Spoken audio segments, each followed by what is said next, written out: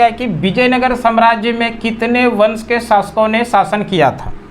सीधा सा प्रश्न पूछा गया यहाँ पर विजयनगर साम्राज्य से संबंधित, विजयनगर साम्राज्य में कितने वंश के शासकों ने शासन किया था। सबसे पहले आप लोग समझिए विजयनगर साम्राज्य के बारे में। विजयनगर साम्राज्य, इस विजयनगर साम्राज्य की स्थापना के बारे में और इसके बारे में थोड़ा डिटेल। विजयनगर साम्राज्य की स्थापना, विजयनगर साम्राज्य की स्थापना 1336 में हुई थी। विजयनगर साम्राज्य की स्थापना कब होती है? 1336 में। और इसके जो संस्थापक थे, इसकी जो स्थापना किया था, वो संस्थापक यानी स्थापना जो किया था, दो भाई थे जिसका नाम है हरिहर एवं बुक्का। दो भाइयों ने मिलकर किया था। दो भाई ने कौन कौन थे? हरिहर एवं बुक्का। हरिहर एवं बुक्का नामक दो भाइयों ने मिलकर विजयनगर साम्राज्य की स्थापना 1336 में किया था। और इस विजयनगर साम्राज्य की राजधानी कहाँ पर हुआ करती थी? राजधानी की बात करें तो विजयनगर साम्राज्य जो है इसकी राजधानी हुआ करती थी हम्पी। विजयनगर साम्राज्य की राजधानी कहाँ थी? हम्पी।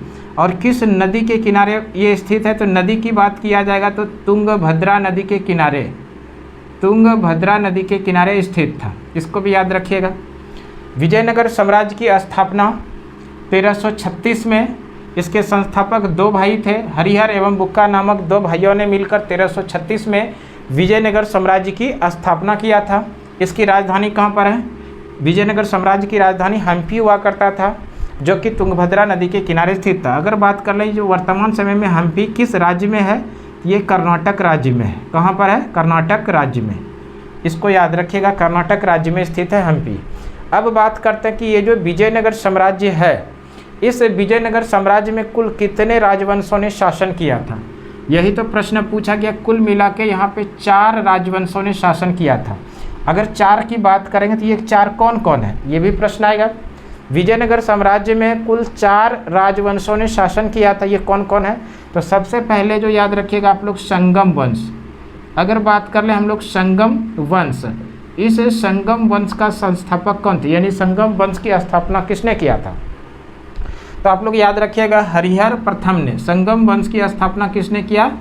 हरिहर प्रथम ने संगम वंश की स्थापना किया था। इस तरह से विजयनगर साम्राज्य में सबसे पहले संगम वंश के शासकों ने शासन किया।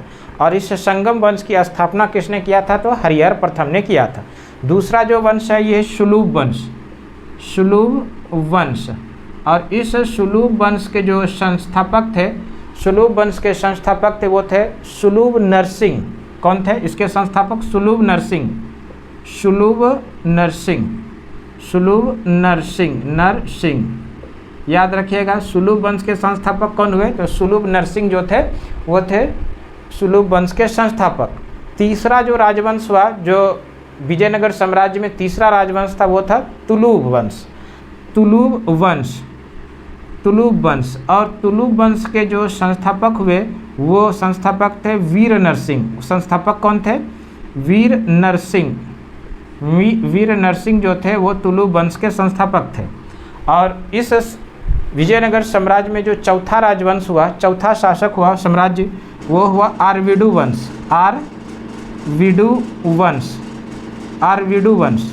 और इस आरविडु वंश के जो संस्थापक थे वो थे तिरुमल। कौन थे? तिरुमल। इसको भी याद रखिएगा, तिरुमल जो थे वो आरविडु वंश के संस्थापक थे। तो इस तरह से यहाँ पर विजयनगर साम्राज्य में कुल 4 राजवंश के शासकों ने शासन किया था। और 4 राजवंश में शासक में कौन कौन? संगम वंश सबसे पहले, जिसकी स्थापना हरिहर प्रथम ने किया। दूसरा हुआ सुलूभ वंश, जिसकी स्थापना सुलूभ नरसिंह ने किया। तीसरा वंश जो हुआ ये हुआ तुलुभ वंश, जिसकी स्थापना वीर नरसिंह ने किया। और उसके बाद चौथा राजवंश हुआ आरविडु वंश, जिसकी स्थापना तिरुमल ने किया। ठीक है, ये 4 राजवंश के शासकों ने यहाँ पर शासन किया था। इसमें जो सबसे महत्वपूर्ण शासक तुलुभ वंश का एक शासक था जिसका नाम है कृष्णदेव राय, कृष्णदेव राय।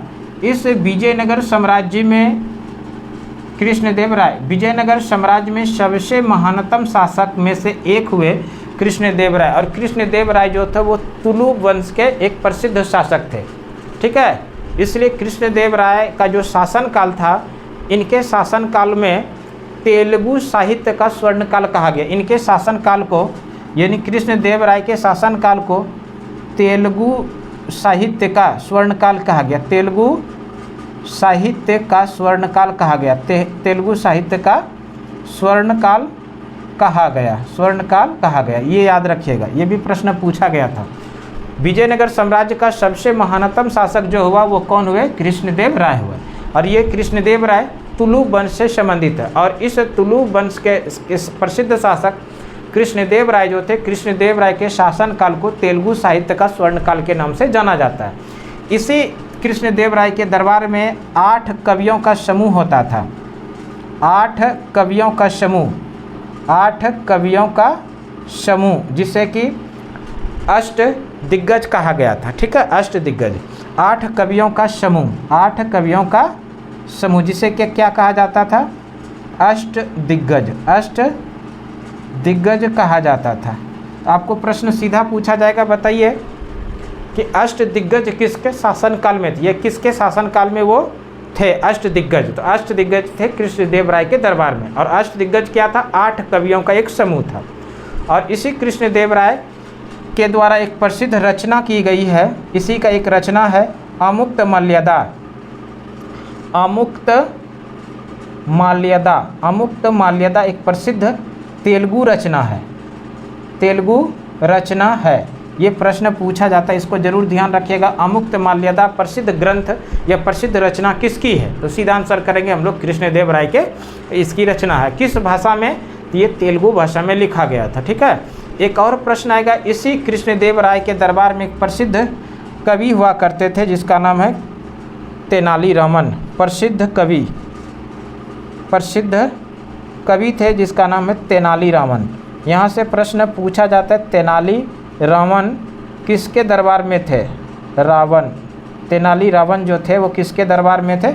हम लोग सीधा सीधा आंसर करेंगे, कृष्णदेव राय के दरबार में थे। कृष्णदेव राय ने प्रसिद्ध रचना किया जिसका नाम है अमुक्त माल्यदा। और ये किस भाषा का है? तो तेलुगु भाषा का है।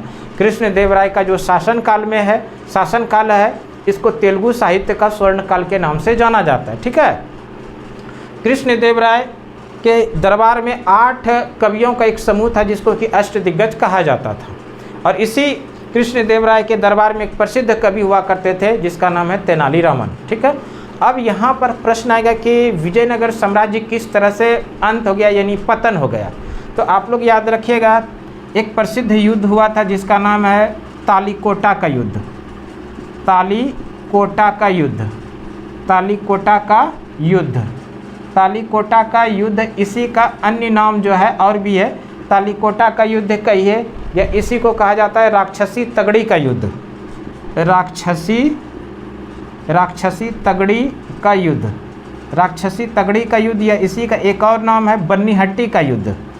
बन्नी हट्टी का युद्ध, बन्नी हट्टी कहिए या राक्षसी तगड़ी कहिए या तालीकोटा का युद्ध कहिए, ये तीनों एक ही है। ये युद्ध हुआ था 23 जनवरी 1556 में। कब होता है? 23 जनवरी, सॉरी 1556 नहीं, 1565 में।